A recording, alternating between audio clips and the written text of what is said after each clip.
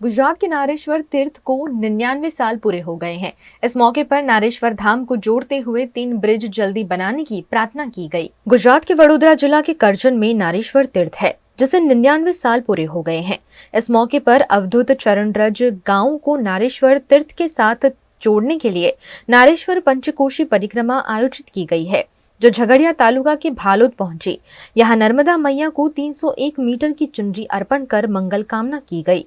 अवधूत निवास ट्रस्ट नारेश्वर के संयुक्त तत्वाधान से अखिल भारतीय मां नर्मदा परिक्रमा सेवा संघ द्वारा आयोजित कार्यक्रम में 150 परिक्रमा वासी शामिल हुए। नारेश्वर धाम से निकली हुई नारेश्वर पंचकोशी परिक्रमा नारेश्वर से मोटे कोरल, नानी कोरल, लीलीपुरा, जूनी शायर, नवी शायर, वेरू, ओमल्ला, भवपुरा, सरसाड़ होकर भालुद पहुंची, जहां नारेश्वर धाम को जोड़ते हुए 3 ब्रिज जल्द से जल्द बन जाएं, ऐसी मांग भी की गई।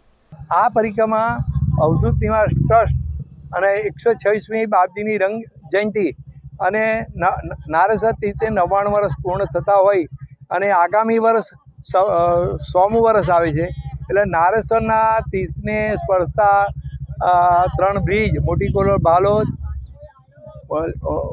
પછી મોટી coral Balod Rajpadi railway bridge અને લીલોડ વાંસદા ઉમરલા અવધૂત ઝુલા બ્રિજ અને આ અમારો નારેશ્વર પંચકોશી પરિક્રમાને તો 26/4થી અમે નીકળ્યા મોટી કોરલથી અને મોટી કોરલ, નાની કોરલ, લીલીપુરાથી જૂની શહેર, નવી શહેરથી